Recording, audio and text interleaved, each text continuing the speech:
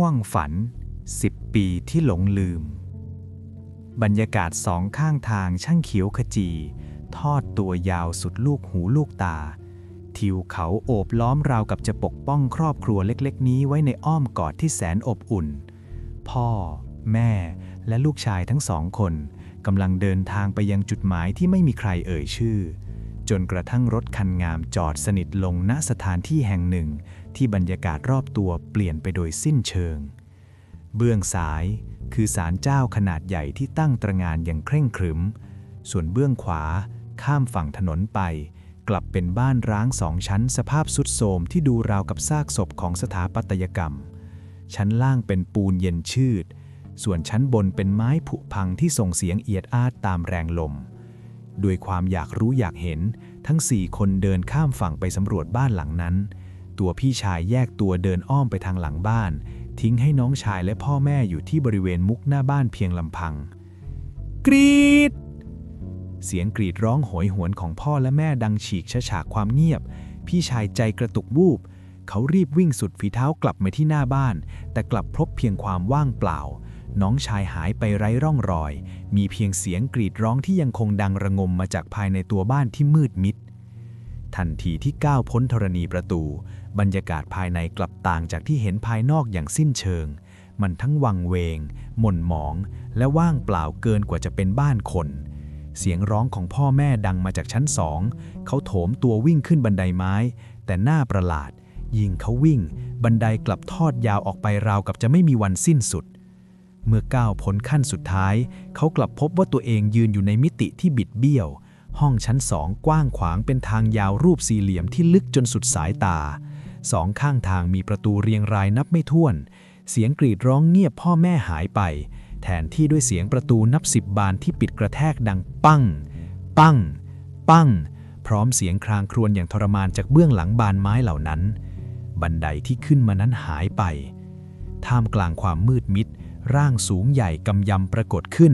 มันมีศีรษะเป็นหมาป่ากระหายเลือดแต่ร่างกายกลับเป็นมนุษย์ที่พิกลพิการผิดรูปผิวหนังปริแตกที่ดวงตาทั้ง2 ข้างมีเหล็กแหลมแทงทะลุจนบอดสนิทอสูรกายตนนั้นเดินตรงไปยังห้องที่มีเสียงร้องเมื่อมันเข้าไปเสียงร้องจะดับลงแทนที่ด้วยของเหลวสีแดงฉานที่ไหลซึมรอดใต้ประตูออกมาพี่ชายหันหลังวิ่งหนีสุดชีวิตแต่อสูรกายรับรู้ถึงตัวตนของเขามันแผดเสียงร้องแหลมสูงจนแก้วหูแทบปริแตกแล้วพุ่งตามมาอย่างรวดเร็ว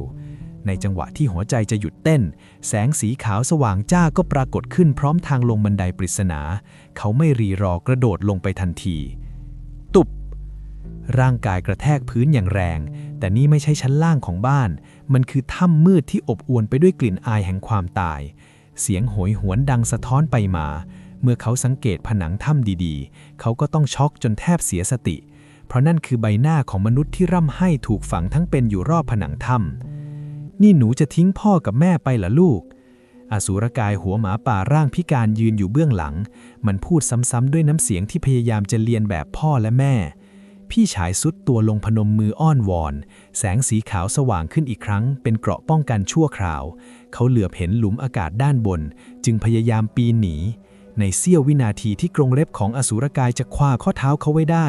แรงปริศนาก็ผลักเขาจนพ้นหลุมนั้นออกมาเขากลับมาอยู่ที่ชั้นล่างของบ้านร้างอีกครั้งเมื่อวิ่งออกมาหน้าบ้านเขาพบน้องชายที่กำลังคลุ้มคลั่งพยายามจะวิ่งเข้าไปช่วยพ่อแม่พี่ชายรีบห้ามไว้แต่น้องไม่ฟังและหายลับๆเข้าไปในบ้านเขาจึงวิ่งหนีออกไปที่ถนนด้วยความหวาดกลัวที่ริมถนนเขาพบพ่อและแม่ยืนรออยู่ด้วยสีหน้าเรียบเฉยพ่อแม่น้องยังอยู่ข้างในบ้านนั้นมีผีเขาตะโกนบอกด้วยน้ำตาพ่อแม่หันมามองเขาด้วยสายตาที่ว่างเปล่าแล้วพูดช้าๆว่าน้องชายอยู่หลังศาลเจ้าน่ะวิ่งไปดูสิ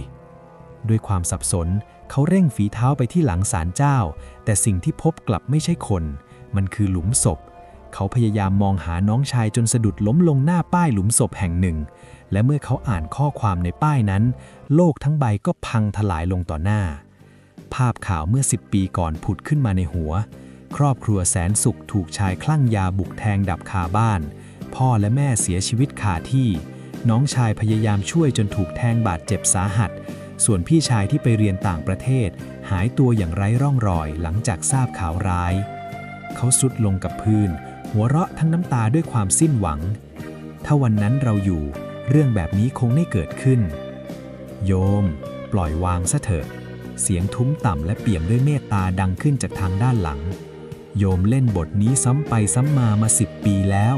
ถึงเวลาต้องปล่อยวางได้แล้วนะโยมพี่